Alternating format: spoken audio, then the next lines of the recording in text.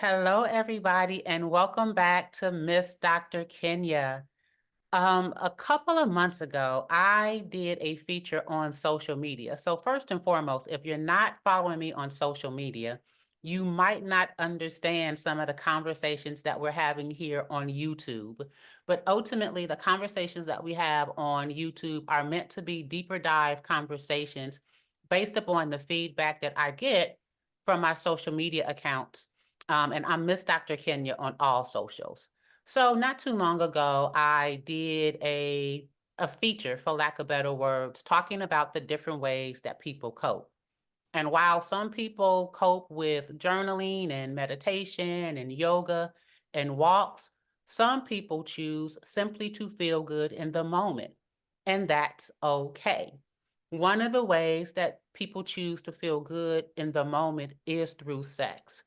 And so I have invited someone whose opinion and thoughts I definitely respect. I have been following her myself for quite some time and have interacted with her. And so when I got the feedback from parents in reference to Miss Dr. Kenya, how on earth do we go there and have conversations with our children and our youth about sex? I felt like I would invite an expert on to talk about it. I am not the expert on sex. I am the expert on mental health and having tough conversations and doing deeper dive conversations, but I am not the expert on sex. However, we have an expert in the room.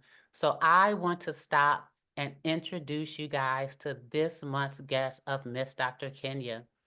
She is Dr. Donna, is how we will refer to her. Pronouns, she, they, doc, and goddess, just to let you know who we working with, y'all. So, Dr. Donna Oriowo is an LICSW and CST, an award-winning diversity, equity, and inclusion advocate, international speaker, and certified sex and relationship therapist in the Washington, D.C. metropolitan area. Dr. Donna is the owner of her own private practice, a non-right, which specializes in working specifically with Black women on issues related to colorism and texturism and their impact on mental and sexual health. She specializes in helping Black women feel free, fabulous, and fucked.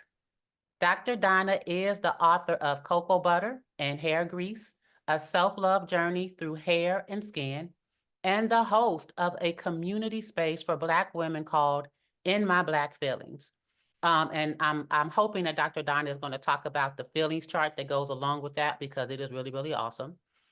She collects inspiring quotes, eats donuts, loves pasta, travels to learn, gives COVID-safe handshakes, warm rugs, and figuratively knocks on the head.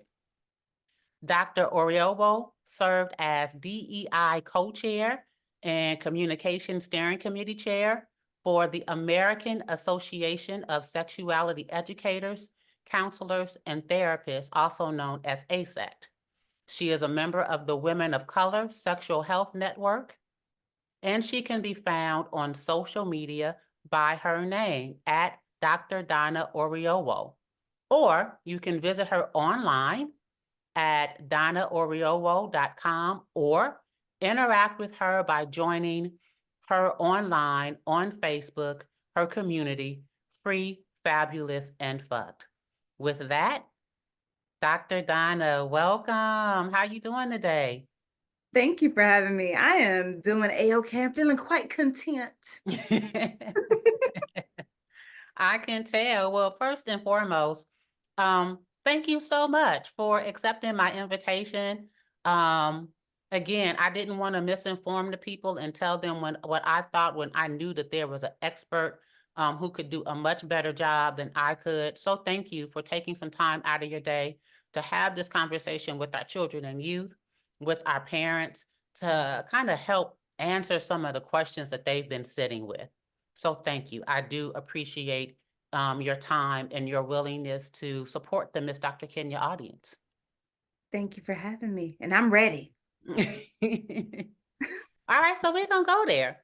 My Let's first go. question is, like, how did you get into all the things? How did your journey from social work, because LICSW stands for Licensed Independent Clinical Social Worker. So how did your work in the social work area or industry or field, whatever you want to call it, lead you to making these connections between colorism and texturism and their impact on mental and sexual health?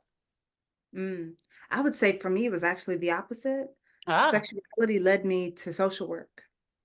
So there I was in my, I don't know, junior, senior year at Morgan State University, getting my my bachelor's in psychology. I just knew that psychology was it for me. I was just like, yeah, this is it. This is great. And I remember watching Meet the Fockers and saw that one of the main characters was a sex therapist. And I was just like, is this real? Because if it is, please give me a job. Because at that point, people kept telling me they business, right? I don't know, something about the face, maybe that just has people opening up, but specifically to bring their relationship concerns, their mm, sexuality concerns. And I'm looking like, well, I know what you know. We both had the same sex ed. So I know I needed to learn more. And I did learn more so that I could have more fruitful conversations with the people that were coming my way.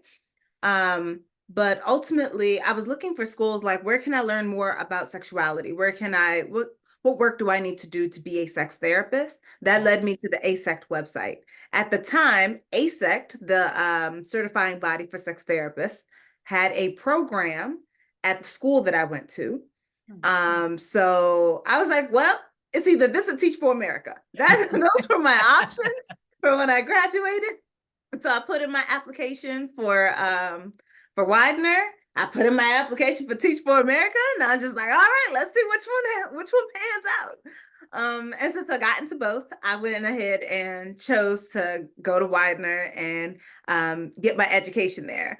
And it was because I got into Widener. One of my professors at the time, he suggested that instead of going the PsyD route, that I go the social work route. I'm like, this man with a PsyD is telling me go social work. He's just like, it's faster, it costs less, you still get the same stuff, and you get a more holistic view, which is what he was saying at the time. I understand now that, the way that all of the programs are working now look a little bit different. But that was what was suggested to me. So I decided to, all right, let me look into that. So I ended up doing a dual degree program. So I was in the sexuality field and the social work field at the same time. So Mm. I graduated with my master's in both in 2012. And then I decided to go back to school and finishing at the PhD in sexuality. And I finished that in 2016. Wow, that is amazing. So ultimately, what I heard you say is you didn't go looking for to learn more about sex and sexuality. It came looking for you. So like this is literally your calling, for lack of better words. Like I heard you say that people would just come up to you and naturally share with you all the things that they were struggling with, specifically in that particular area. And you, I'm assuming because you're a social worker, clearly you have a servant's heart. You decided, well, let me learn more about this so that when the people come, I can give them an informed decision. I think that's amazing. I think that's I amazing. think it was unexpected. I think my parents wanted a doctor, a lawyer, or engineer. Okay. And they got a sex therapist. So I mean, I feel like we all won in some ways, right? Yeah. Yeah. I mean, I heard you say Dr. Donna, did I not? They got a doctor. Yeah, that's not the what that was not what they was expecting. You and I both know that. They're looking for that medical doctor. Uh-huh. Okay. All I'm right. like, I don't even like blood. That was never gonna work out. Girl, let me tell you something. I explore all of those things, and like you, ultimately I ended up going into the social work route. I actually do have my PsyD, love the degree. I think that it helped me to understand the role of biology in human behavior, but definitely social work is the route to go. And I think that our work is just as important and powerful as medical doctors. There is no health without mental health in my world, but I'm very biased. So No, I agree with you. I think that we saw the effects of that in 2020. Oh my Right? God. Like it was save the body, forget the mind. Yeah. Like, oh, stay at home so you don't get sick, but people were literally losing it at Yes. home, didn't Yes. know how to function being at home. So for me, I'm like, well, for me in my house, Right. I want to, if we're going to save something, let's save them both, Yeah. but recognize that there is no life that you are living without your mind. Yeah. So, Dr. Donna, what do you think is the one thing that people misunderstand the most about sex and sexuality? I think maybe that is the question, right? Like I think that we throw terms together that are closely related but not the same. Can you break those things down for us? I think that a lot of people think that sex and sexuality are synonymous and they're not. Right. Sex is very simple. It's what you do. In some cases, it means male, female, right? So it's what gonads, what bodily chromosome, whatever you were born with, Right. male, female, sex. But sex is also an activity. It's something that you do with somebody. And there are a finite number of ways to have sex because you got a finite number of body. Right. Right. So the body is limited, and in that way, so too is the sex. Now, you can lick everything, you can touch everything, you can kiss everything. Cool. You can stick things in places if you want to stick things in places and figure out what titillates and stimulates and make you feel great. And that's great, but you still got a finite number of body. Sexuality is infinite. Mm, We're talking about the what you do being compared to the who you are, not the same. right. Sexuality is who we are from birth till death. We are sexual beings from birth to death. Some people say from the cradle to the grave. However you want to say it, the point is that your sexuality, it encompasses who you are and how you show up, how you talk to that person that you looking like, yeah, they cute over there, right? It encompasses what helps you to feel cute at your cutest, Yeah. at your most sexy, and it requires a certain level of vulnerability. It encompasses the self-esteem. It is, quite frankly, who you are Yeah. and the way that you show up, the way that you are received, and the way that you receive the way that other people receive you.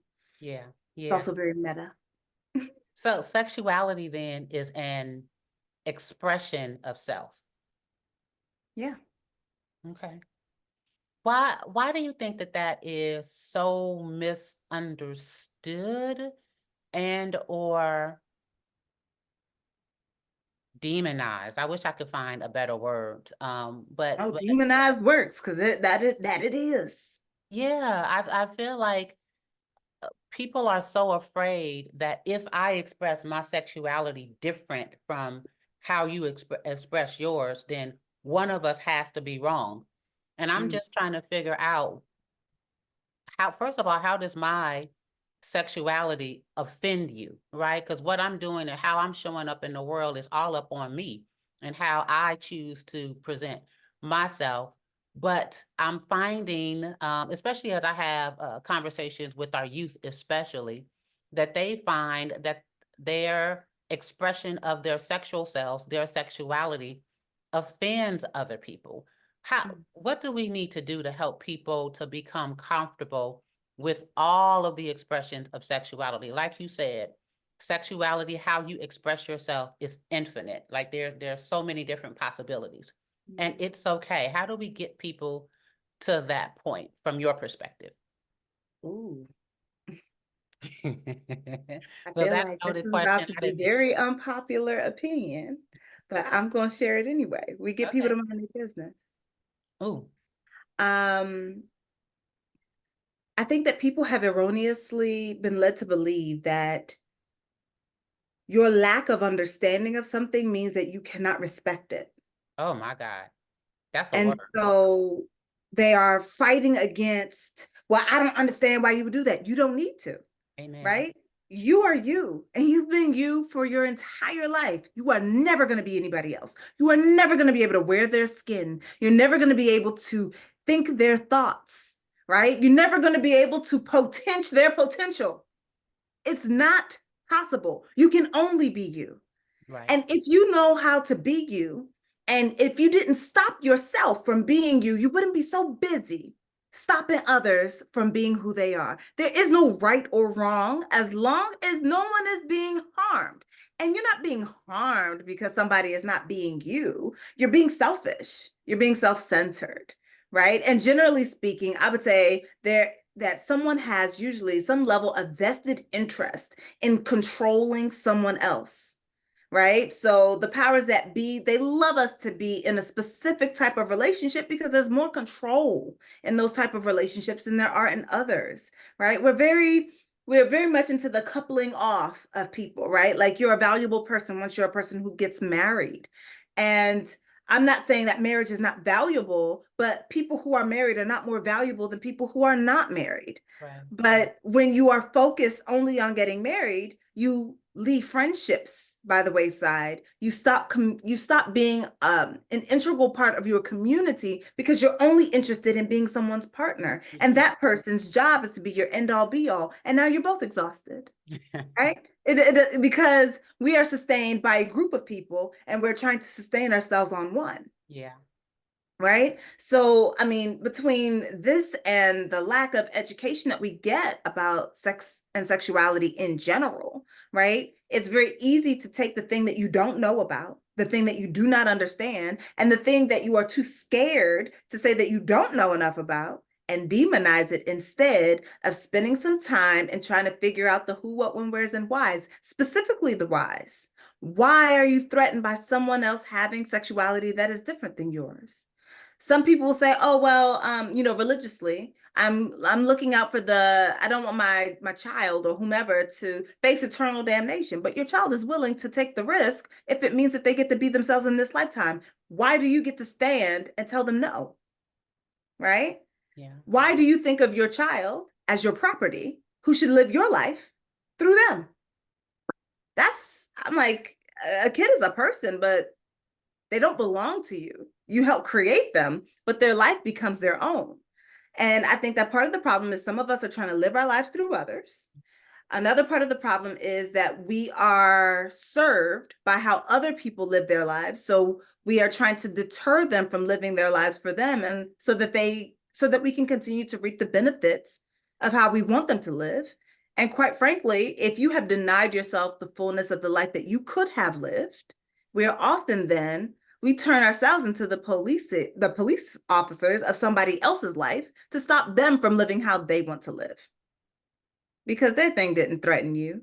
Maybe you lose out on some of the stuff that you wanted, right? Like, tea time, a little bit of my tea. My parents want me to have kids. And I get it. These genes should not be wasted. The face card does not decline.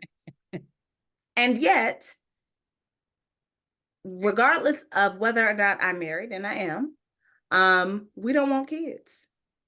So they're not getting grandkids, not from me, which means for them, that is something to mourn. And I think that sometimes we forget the part where we just need to learn to let go and mourn the thing that we're not getting from that other person, because sometimes you ask, but sometimes the answer is no.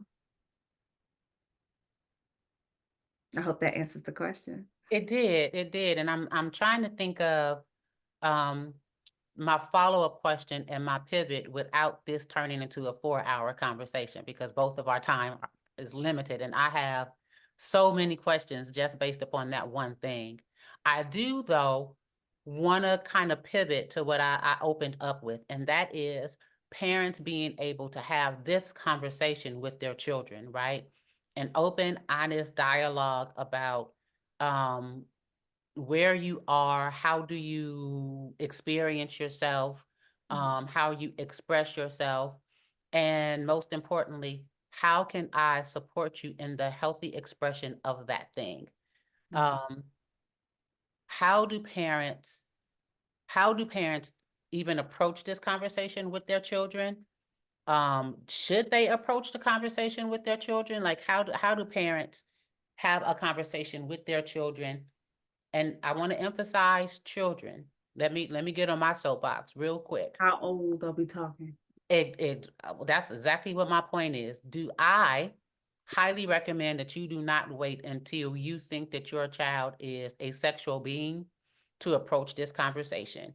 If you have waited until your child is older, you've missed the window of opportunity to have a conversation with your child. I feel like the conversation, honestly, around sex and sexuality begins literally at birth. I'm talking about when you are potty training your child to use the proper names of body parts. Let's not be cute with it.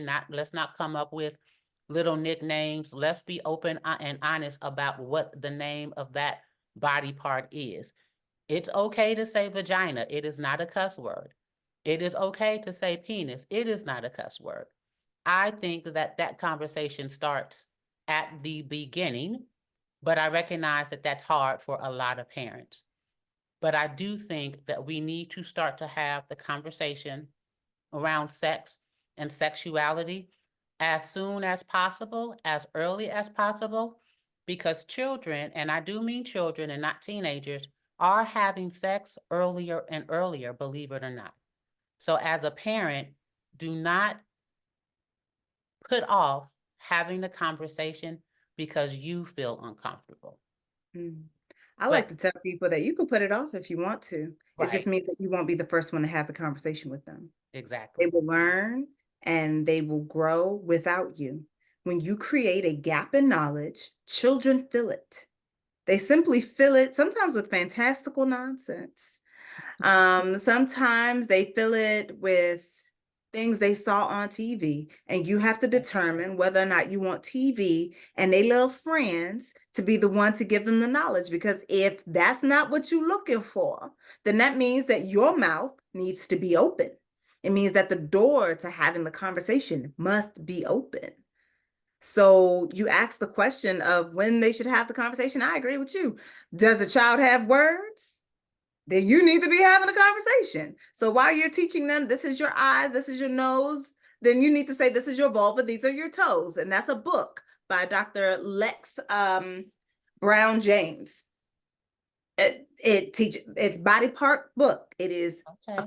completely appropriate for kids, right? So for me, it's a question of why are you not having these conversations? So generally speaking, while I can say that, yes, start having the conversations as soon as possible, even before you have a kid, if you're, pregnant or what have you, part of the work that often needs to be done is on the self. Yeah, Why are you scared of children having this conversation? right. What about this feels like for some people, I know that they say, I want to protect their innocence. I want to, my job is to protect my child. And I usually push back with, why do you believe that a lack of information is protection? In what ways has a lack of information been protective for you? Because honestly, when we do that, it's more a conversation about power than it is protection. Mhm. Right? I don't think that we actually know what the full meaning of protection is. To protect somebody, that means they must also be informed as to why you're doing what you're doing and the way that you're moving, right? They need to understand it. They also need to consent in some ways to it. But keeping children in the dark is not protective, because Mhm. what we know is that people who are most likely to harm someone sexually do so because the kid doesn't even know the name of their own body parts. Correct. So if you over here calling somebody's vulva and their vagina their purse, they tell you somebody touched their purse and you don't know if they mean handbag or not. Right? And if you told them that their purse is private, now some predator is there and they're like, please don't touch my purse. The predator also doesn't know what they're talking about. That's one, they don't. But also number two, when a child says, do not touch my vulva, that tells the adult, this one knows their body parts.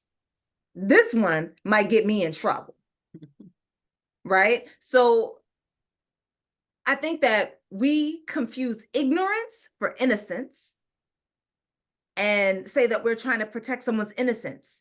For those who are parents of Black children, they would never say they wouldn't have a conversation with their kid about what it means to be and grow up Black in America. You have the conversation about what they should expect should a cop come their way. You have this conversation. And yet somehow with sex, with sexuality, mum's the word. Make it make sense. The math is not mathing. The math ain't math, and yeah, It's not. I agree. Um, let me go pivot real quick. You mentioned a resource. Now, I have a daughter. She is now 27 years old. She's a whole adult. But I remember using the American Girl book to help her learn about her body and sexuality and all the things as she was growing up. Is there a book, an equivalent book for young boys and or for transgender youth? There are lots of books out there these days. I would say that one of the best resources where you can find a lot of resources is Sex Positive Families. Okay. It is, when I say robust on the resources, I mean very robust. We're talking books, videos, webinars, all kinds of information is right there on that website. This is their specialty. And I would never want to take anything away from them. They do such splendid work in that area.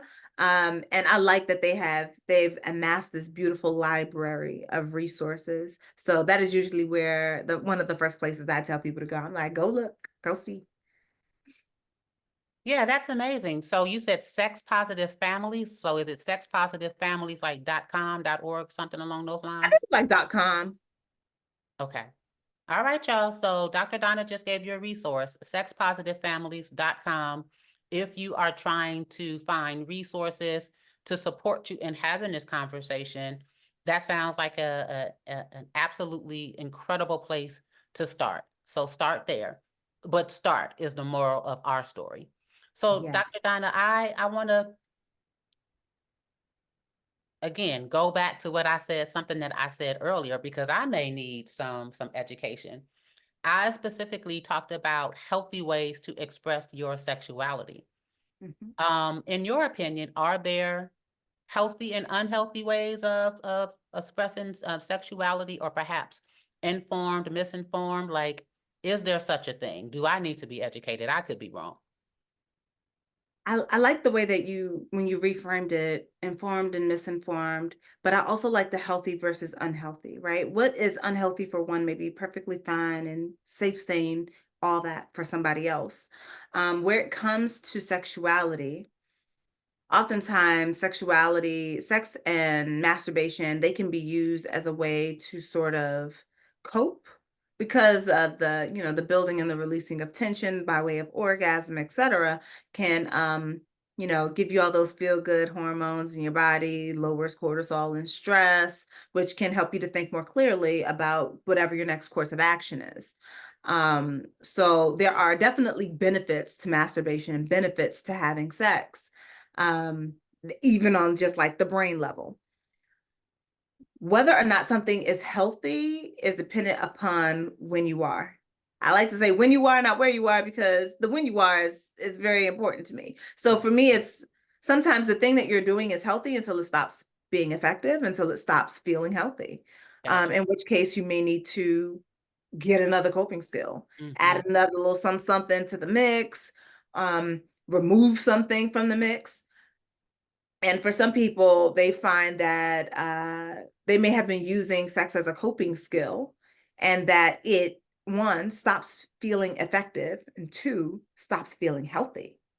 So at whatever point it is that you're noticing that this is not good for me, that is the point where it becomes, I would say, unhealthy. But I can't dictate that because it's you, it's your body. I can't tell you what's healthy and not healthy for your body. Only you could tell me.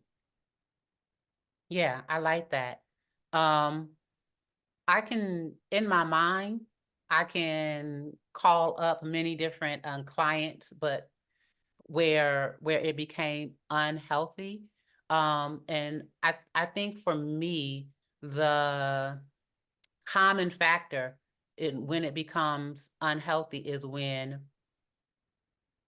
sex absent another factor to make it exciting, when it stops feeling good, like when you need something else, another level to make it exciting for you, then you have to sit down and figure out what's really going on. And for most people, that involves like power and control and things of that nature. Um, When you are doing your work, Dr. Donna, with people who come in specifically for sex therapy, what are some common themes that you experience? As the therapist, Yes. mostly What are some of the common things that people come in for? So when a person comes in for oh, sex therapy, what brings them to see you? I'm sorry. sometimes it depends on whether or not they came in as an individual or they came in as a couple. I find that when women come in, it is because the sex life that they have is subpar in some way, shape, or form, either something that they notice for themselves or something that it's like their partner sent them. Go to therapy because you're not doing a good job in this, which is quite ridiculous. Because usually what turns out there is that they are dissatisfied with their relationship, and that has led to a dissatisfaction within their sex life. Um, Sometimes people are coming to explore their own sexuality, as in they believe that they are attracted, they're same sex attracted. They may be attracted to a specific type or have some sort of a fetish or something that they want to further discuss and sort of be in space about. But where it comes to couples, it's usually a dissatisfying sex life that has been exacerbated by poor communication, or something of that nature. When it is men alone, which I do not get an abundance of, and I recognize that some of that is because of their own feelings of embarrassment and not being man enough. I get a lot of men who have some level of erectile dysfunction, or they feel like they are having issues with premature ejaculation. So those are the main two things that I get from men. That's what like, oh, I don't have no desire. That's what I mostly get from women. And where it comes to the couple, it's we have a dissatisfying sex life. Every now and then I do get kink couples, or those who are looking to open their relationship to be poly.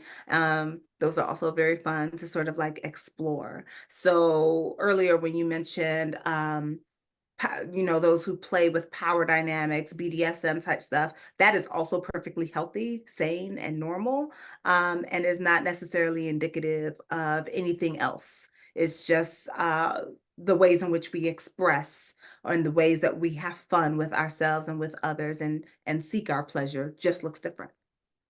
Okay. So let me ask you about your community on Facebook, right? Free, Fabulous, and Fucked, and it is specifically for not just women but Black women. So Yes. when I look at the title and interrogate the title, it leads me to some assumption. So you let me know the reasoning behind the particular group. But when I think about women and how women express themselves sexually, right? Sexuality, some women have sex out of obligation. Like they believe that this is something that they need to do to make sure that the man in their life is pleased, right? And when I hear free, I'm also aware that some women feel guilty if and when they have sex for pleasure. So when you created this particular Facebook group, were any of those the reasons why you opened a group, or is it deeper than that? It is and is not deeper than that. So I was thinking about it. For me, the free is free from other people's expectations, other people's desire, other people's the limitations that people place upon our sexuality and the way that we're allowed to show up to truly be free. And to me, to truly be free, it requires examination. So I'm a person, I've never been good at small talk. It's not my forte. I can have a proper conversation, but I can't do small talk. So Yeah. for me, when I think free, I'm thinking about the types of conversations that we need to have about the way that white supremacist, cis hetero, patriarchy has impacted the way that we experience ourselves, the way that we Yeah. experience others, and the way that this delusion then continues to live on and thrive in our lives, and how getting free of that allows us more space to experience it ourselves fully, which falls right into the fabulous, because It's hard to have self-esteem when you are part of the group that is never intended to have self-esteem. Yeah. And if you don't feel good about yourself, we have to consider what it is then that we expect and accept from the people who get to interact with us. And I say who get to because it's an honor to interact with us. It is an honor.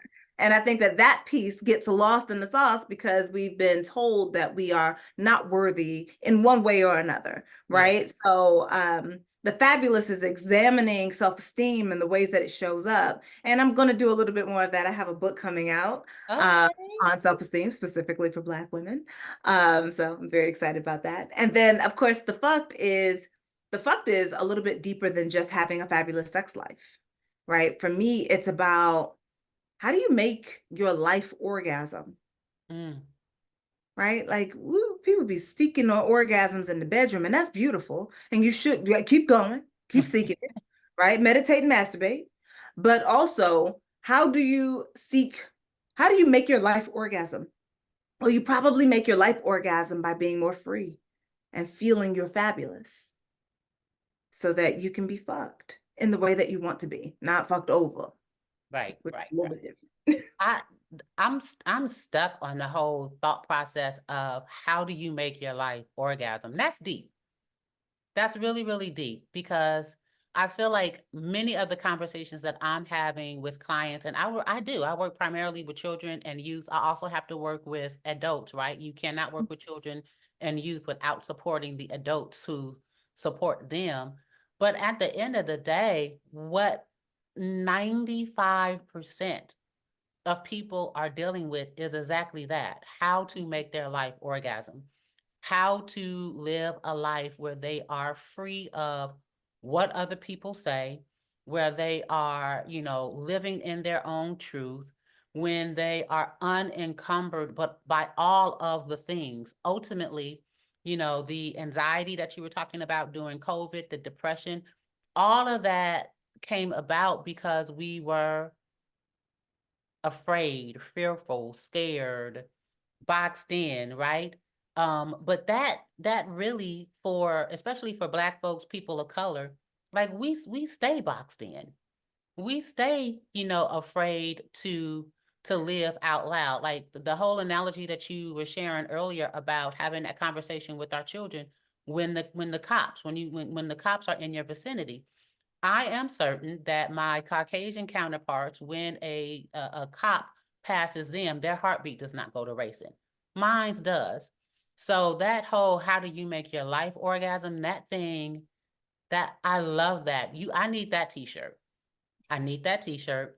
I need you to go ahead and create it and put it on your website so that I can buy it. I love the thought. How do we make our lives orgasm? That was beautiful. Thank you for that.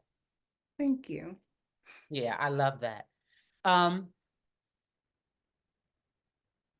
are there age limits for the group? Because we're sharing this, there's going to be some teenagers. I do lots of workshops and groups with teenagers, high schoolers. Is there an age limit to the group? Yeah, I like them 18 up, Yeah. mostly because I don't want no problems. I don't want nobody's mama cussing me out. So be the type of adult that is legally an adult to be in the group. Amen. Amen to that. But you know what, Dr. Donna, we might need to have a conversation because I feel like we could do a dialed down, parent approved, I guess, version of that for youth, because I do think that our high school students in particular need to have this conversation as they transition to adulthood, just how to own who you are and not apologize for it, be okay with being you and allow your life to orgasm. And what does that look like? But we'll talk I about that. agree. We'll talk I about that. definitely agree. And I want to say that there are some groups out there. Okay. I'm not going to say that I'm fully informed on what all the groups are because that would be a lot of proportions. But like I think about like advocates for youth. Mhm. I think about like Planned Parenthood. I think about these places and there are organizations that they already have the ear of youth and the approval of the parents. I think Gotcha. they just need to do more work and be more intentional about also adding the sexuality component. But you'll find that a lot of people are very scared to have that conversation, because for too long, the idea has been that if you have the conversation, you're encouraging the Mm, sex that these kids are having, when it is literally the opposite. right. If you're having the conversation, you are taking all the mysteries out of sex. And Right. if you're taking all the mystery out of sex, they can wait, Yeah. right? But I don't think that we're often ready to have that part of the conversation, because funnily enough, while we are talking about, like, sometimes I feel like people are still talking about like sex crazed teenagers. I'm like, sex is actually is on the decline. It's not on the incline. People are having less sex than they've ever had. Wow, now that's a statistic that I'm sure people weren't prepared for. I wasn't. I didn't know that. I did not know I that. think that people are more stressed than they have ever been, and that they don't know how to cope, and that sex is not something that, while sex can be a great coping method for those who are able to engage in it, where it comes to the things that accelerate us into wanting to have sex and hit the brake, stress hits the brake. So for many of us, we're not feeling more frisky because we're stressed out. We're stressed out, so we're not frisky at all. Right. And I like to believe that, like, on the larger scale, where they're talking about like declining birth and all that, I'm like, well, people have to have sex in order to make babies, and people who are stressed have less babies, and especially if they're stressed about money, because babies cost money and they take time, which we don't have maternity and paternity leave as a requirement in this country. So it's kind of hard to then tell people, you want to simultaneously tell them to go have babies, but we're not going to give you no money, and your job might not be waiting for you when you get back. Wow. Like, come on, get out of here. Wow. Wow. I heard you mention Advocates for Youth earlier. Is that the group that has the 3 R's curriculum? I don't know. Okay. I'll look that up. So when three R's for the Miss Dr. Kenya audience, that is a free curriculum that talks about rights, responsibilities, and there is another R that I cannot think of, but it's ultimately a free curriculum that also talks about ways that you can address sex and sexuality and health in general, um, boundaries, all the things, and it goes from kindergarten to high school, but it is meant for teachers. However, as it relates to resources, if you just want to know how to start the conversation, that may be another resource that you can utilize. But there's so many easy ways to start a conversation about sex. There are I so many easy ways. Like, I think about, number one, like, for super young children, read a book. Readabo. Okay. So these are my eyes, this is my nose, this is my vulva, this is my toes, right? So now you're having a conversation about body parts. There's a book on consent. So now you could talk about safe touch, unsafe touch. There are books by Roby Harris. And when I say books, plural, I mean, like, it's not the stork is one of the books.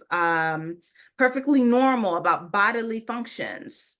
There are multiple books just by this one author that Mhm. are great ways to have the conversation. As your child gets older and you're watching what they're watching, talk about the themes and what you're seeing. Like, well, what is this telling us about what a healthy friendship looks like, a healthy relationship looks like, right? I think right now I feel like there's been this resurgence of people watching like older TV shows, like newer generations being introduced to things that we used to watch in the 90s, Yeah. right? Like Family Matters, for example.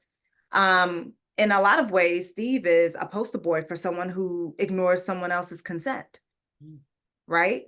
Like, please leave me alone is constantly needing to be said for him to leave somebody alone. Yeah. And that you are allowed to have affections and want to place those affections upon whomever you would like to. But if they do not want to receive it, then you get to do it secretly in the presence of only you. So I think that using television, using music, like, let's examine these lyrics. You're singing this song all extra loud. Let's look at these lyrics. What they saying, right? which is something that I have been doing recently with the Free Fabulous and Fuck community. I call it "It's Not That Deep." I just pick a song at random, usually something that people are talking about or that I'm liking in the moment, or that I think it's really got some good stuff. And we'll talk about like the themes of sex, of relationships, of love that are within the song and how they apply or don't apply to us. So we did the first one with the song Jolene by Beyonce's Jolene, not Dolly Parton's Jolene. Okay. Makes So sense. we looked at it, and there's some other songs that I'm gonna allow people to start making suggestions. But I'm just like, let's have these conversations. Let's look at these lyrics because you're singing it all extra loud, which means you're telling it to yourself. So, and you know, some of them become like little earworms and get all up in your head. So let's have a conversation about that as well. Yeah, what are you telling yourself through music? Now I want you to know that you just killed everybody's perception of Family Matters, okay? And what they think about Steve Urkel, which you are absolutely right. He was on Laura's head. He liked her a lot and did not leave her alone, even though she asked for it time after time after time again. And to your point, he had to, I'm going to say, create some type of scheme in what did he call himself? Steve Urkel, right? Yeah, And this Stefan Urkel. Urkel. But that's very true. Thank you for that perspective. But you I know did, that a popular perspective because in the end, Steve and Laura, you know, they do what they do. But for me, I'm like, it was kind of cringe watching it growing up. Not to say that he wasn't a decent guy, but at the same time, I'm just like, the nice guy is not often nice for you, right? I think that sometimes we get stuck in there. And on top of that, I feel like the nice guy trope is actually a way to say that this person is not as loud in the way that they abuse and misuse their relationship with women or mischaracterize their relationship with women as others. And so we think that makes them better. That's not true. They're just dangerous in a different way. yeah, but still dangerous, but still dangerous. That's a great segue to my next question. Or to the next topic I wanna address. So it goes along with consent, right? But Mhm. specifically to the point that you just made, I feel like we really, really need to educate our children and our youth on what consent is, because I think that non-forceful no's, like a straight up no, don't touch me, I'm swinging if you do, that's what people are looking for to respect people's boundaries. They don't take a no, with a little giggle and a little smile. They don't take that seriously. But no is no, right? So how do we help our young people understand how to respect people's boundaries, even if it is packaged nicely? It is still a boundary that has been communicated to you, and you need to respect it. How do we help our young people make that shift? We make our adults do it first. I think it's rather bold of adults to be like, well, how come you can't accept anybody's no? How come you can't? Your kid says no. Your kid says not yet. And you say, go hug grandma. I don't want to hug grandma. Do it anyway. What? Go kiss grandpa. I don't want to kiss grandpa. Go do it anyway. What? We are constantly teaching children not to honor their boundaries, not to hear that consent can be overridden by someone who is in a position of power. We continually say that, and then we get mad when they practice the same thing that we taught them. Wow. Again, the math. It's not mathing.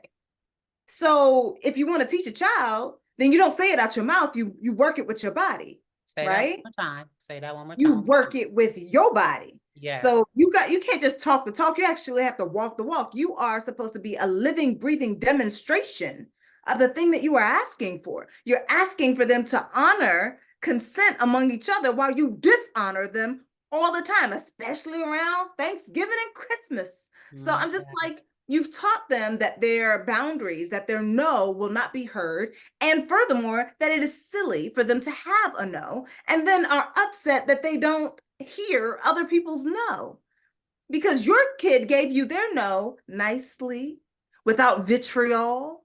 They gave it to you in socially acceptable ways, and you bypassed it. You bypassed it. And then we want them to have learned how to pick up on what someone else is putting down when they putting it nicely. Come on. Geez Louise, now let me say that I know that really, really hit for a lot of people.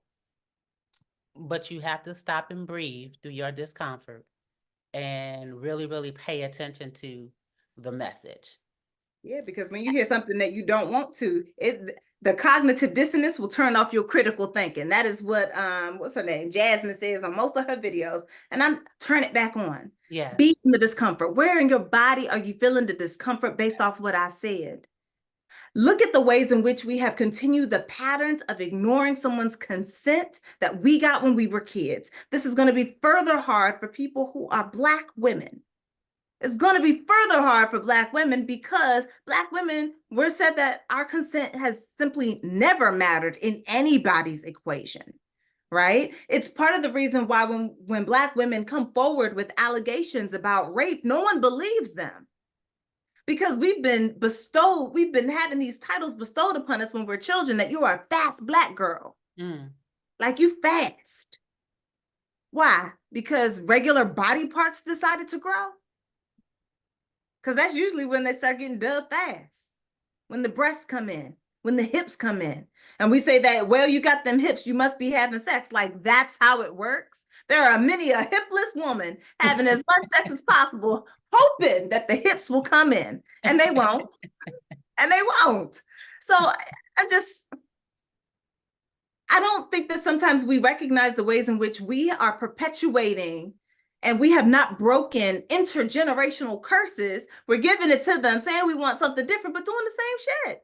Yeah. And I'm just like, well, ain't that the definition of insanity? Say, doing the same thing time and time again, expecting different results? Is that how it works? Give me a break.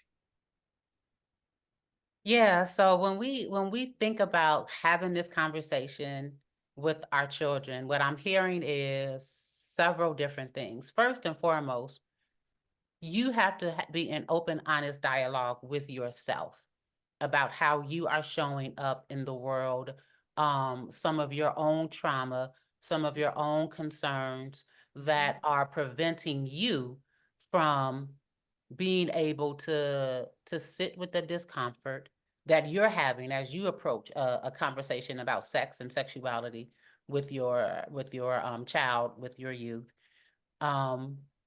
You have to be open and honest with yourself about why you aren't hearing your child as your child communicates certain things to you. So the first thing you have to do, it sounds like, and Dr. Donna, I'm gonna pivot back to you, as an adult, is make sure you're doing your work. Make sure you're doing your work. Dr. Donna, what are your thoughts about that? Absolutely. You've got to make sure you're doing your work, that you are examining yourself, and also consider the ways in which you have already erroneously taught that consent doesn't matter. Can I have some of your chips? No. Now you taught the child that they stingy because they said no. Someone asked the question. The answer was no. And instead of honoring the no, we tell them that they're selfish and they don't share. Share your toys. I don't want to share my toys. Well, you're selfish and you're stingy. Nice boys and girls share their toys, right? We are constantly teaching against consent, and then are wondering why they're not learning towards consent. I would also argue that, you know who understands consent most? Kids already understand it. It's adults that don't. Because adults are still trying to play the niceties, right? We've been taught the niceties, how to be nice people, not kind, nice. Niceness requires you to give up of yourself even when you don't have it to give to other people. Even when you don't want to. You want some chips? You offering the chips, you don't want anyone to have them, but it's a nicety to offer. Even though the kindest thing to do would have been like, I don't want to share this, so I'm not going to even bring it into the conversation. That would have been the kind thing to do. Kindness requires knowledge of self and honoring of one's boundaries. We dishonor our own boundaries. We dishonor our own consent and think that we're teaching consent to anybody. And I'm always flabbergasted at the audacity, the unmitigated gall to believe that you're going to teach someone something that you refuse to practice, something that you refuse to do. You want your kid to read more books? Why don't they watch you read a book? You say you don't want the kids to be in front of the TV, parked in front of the TV all day and night. You're parked in front of the TV all day and night.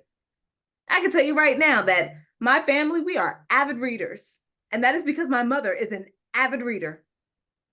I ain't never seen a woman try to read a book on a commercial break. Have you? Seen somebody try to read on a commercial break? And then when TV's got the pause button, she finished the commercial break, pushed pause on the TV, and then like, I just want to finish this chapter. All it did was mean that when me and my sisters, when we went to the library, we were that family checking out 75 books at a time. Yeah. Trading them back and forth among each other, having our own little book club among the family members, where we also got to talk about relationships and expectations and self-esteem and sex. Yeah. Though, granted, more of those conversations happened as I became an adult because, you know, I got these degrees and I decided that I should use it at home too. So I'm saying that everything always has said lead by example, that children learn in a variety of ways, but they very rarely learn from do as I say. Yes. So people will do as you do. Yes. So if you want them to know consent deeply and to honor it, then you have to also be willing to love it deeply and honor it. Consider the ways that you've dishonored it. Apologize for how you have messed up. Let it be a part of the discourse in your family and work to move forward accordingly. My mama stopped putting me on the phone with people I didn't want to talk to. Right? Like when she understood consent the way I understand consent, because it'd be like, well, your uncle's on the phone, he wants to talk to you. I'm like, I don't want to talk to anybody. Before it just, well, take the phone, Jerry. Like, please take the phone. And eventually it got to a space of, well, she doesn't want to talk. Right? And sometimes she would pretend I wasn't even in the room. She's just like, oh, well, let me see if she's here. Like, you want to talk to your uncle? Just like, she's just like, oh yeah, she's not here. Right. And I love the ways that she has learned to honor me and to protect me. And I don't know that we are interested in honoring and protecting the children in our lives, especially if we are so mired in the idea of having power over them. Yeah. There's no honor. There's no honor there, where you just want to exercise your power because you think you know better, because you're older. And just being older doesn't bring wisdom. It just brings age. Wisdom is knowledge applied. What do you know about yourself? What do you know about your kid? And how are you applying that knowledge? And I find that a lot of us, we misapply it. We don't apply it. We don't care to know them. We care to know them as close. We care to know them that is as close to us as it can be. And we want to cultivate and culture and groom them to be more like what we were, so that we can fix our mistakes through their youth.